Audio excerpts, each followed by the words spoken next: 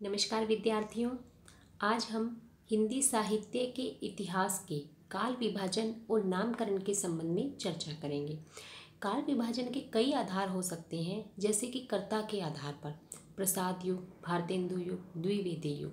ये सब प्रसाद युग जयशंकर प्रसाद जी के नाम से जाना जाता है, भारतेंदु हरिश्चंद्र के नाम पर भारतेंदु युग और महावीर प्रसाद द्विवेदी के नाम से हम आधुनिक काल के दूसरे युग को द्विवेदी युग के नाम से भी जानते हैं। इसी प्रकार एक दूसरा आधार है प्रवृत्ति के आधार पर। किसी काल विशेष में काव्य प्रवृत्तियों की बहुलता के आधार पर भी नामकरण किया जाता है, जैसे कि भक्ति काल, संत काव्य, सूफी काव्य, रीतिकाल, छायावाद, प्रगतिवाद। तो ये प्रवृत्ति के आधार पर किए गए नामकरण हैं। विकासवादिता के आधार पर आदिकाल, आधुनिक काल और मध्यकाल। इसी प्रकार सामाजिक सांस्कृतिक घटनाओं के आधार पर भी काल विभाजन और नामकरण किया जाता है, जैसे कि राष्ट्रीय धारा, स्वातंत्र्योत्तर काल, स्वच्छंदतावाद आदि। तो हम बात करें हिंदी साहित्य के इतिहास की काल विभाजन और नामकरण की, तो हिंदी साहित्य के प्रथम इतिहास ग्रंथ है गारसा द तासी द्वारा लिखित। तो गारसा द तासी और शिव सिंह सेंगर जो प्रारंभिक हिंदी साहित्य के इतिहास लेखक हैं, इन्होंने काल विभाजन का कोई प्रयास नहीं किया है। जॉर्ज ग्रियर्सन अपनी पुस्तक the modern vernacular literature of Hindustan में सर्वप्रथम हिंदी साहित्य के इतिहास को 11 अध्यायों में विभक्त किया है। प्रत्येक अध्याय एक कालखंड को व्यक्त करता है। इन्होंने लेखकों और कवियों का काल क्रमानुसार वर्गीकरण किया है। यद्यपि इस काल विभाजन में वैज्ञानिकता का अभाव है और अध्यायों की संख्या अधिक होने से उसे काल विभाजन मानना उपयुक्त नहीं है। जॉर्ज ग्रियर्सन के पश्चात हम बात करें मिश्र बंधुओं की, तो मिश्र बंधुओं ने अपनी पुस्तक मिश्र बंधु विनोद में हिंदी साहित्य के इतिहास को कुल 8 खंडों में विभक्त किया है। आरंभिक काल, माध्यमिक काल, अलंकृत काल, परिवर्तन काल और वर्तमान काल। किंतु मिश्र बंधुओं के काल विभाजन में भी अनेक त्रुटियां हैं। इन्होंने काल खंडों के नामकरण में एक जैसी पद्धति नहीं अपनाई है। आरंभिक, माध्यमिक, वर्तमान ये तो विकासवादिता के आधार पर नाम दिए हैं, वहीं अलंकृत काल आंतरिक प्रवृत्ति के आधार पर नामकरण दिया गया है। इस काल विभाजन का कोई सुस्पष्ट आधार भी नहीं है। हिंदी साहित्य के इतिहास का प्रारंभ 700 विक्रम संवत 643 ईस्वी से मानकर हिंदी के अंतर्गत अपभ्रंश की रचनाओं को भी समेट लिया है, जबकि हिंदी साहित्य का प्रारंभ 1000 ईस्वी के आसपास हुआ था।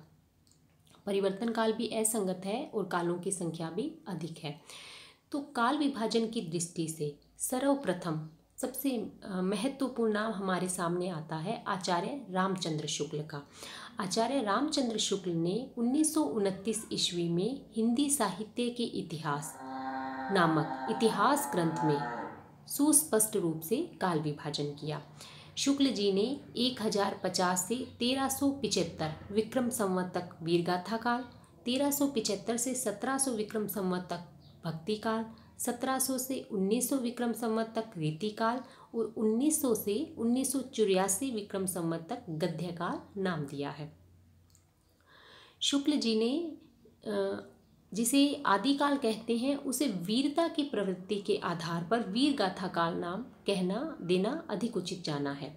इसी प्रकार पूर्व मध्यकाल को भक्ति काल, उत्तर मध्यकाल को रीतिकाल और आधुनिक काल को भी गद्य काल कहे जाने के पक्ष में है। शुक्ल जी ने काल विभाजन पद्धति के 2 आधार बताए हैं, प्रधान प्रवृत्ति और ग्रंथों की प्रसिद्धि। जिस कालखंड में एक विशेष ढंग की रचनाएं अधिक मिली उसे एक अलग कालखंड माना गया और रचनाओं की प्रचुरता के आधार पर प्रधान प्रवृत्ति का निर्धारण कर लिया गया और प्रधान प्रवृत्ति के लिए लोक प्रसिद्ध ग्रंथों को ही आधार बनाया गया। शुक्ल जी के इस काल विभाजन में सर्वाधिक आपत्ति विद्वानों ने वीरगाथा काल नाम पर की है, क्योंकि इस काल की अधिकांश सामग्री आधारहीन और अप्रमाणिक है और इसके आधार पर प्रधान प्रवृत्ति का निर्धारण नहीं हो सकता। तो अधिकांश आलोचकों ने या विद्वानों ने वीरगाथा काल को आदिकाल कहना ही अधिक उपयुक्त माना है। डॉक्टर राम कुमार वर्मा, जिन्होंने हिंदी साहित्य का आलोचनात्मक इतिहास 1938 ईस्वी में लिखा, इनका काल विभाजन शुक्ल जी के काल विभाजन से ही मिलता जुलता है। इन्होंने शुक्ल जी के वीर गाथा काल को चारण काल नाम दिया है और चारण काल से पूर्व इन्होंने 750 से 1000 विक्रम संवत तक के समय को संधि काल के नाम से पुकारा है।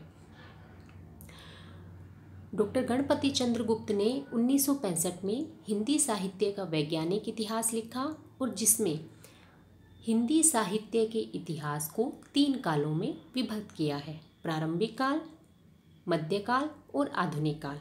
मध्यकाल को उन्हें पुनः 2 भागों में विभक्त किया है: पूर्व मध्यकाल और उत्तर मध्यकाल।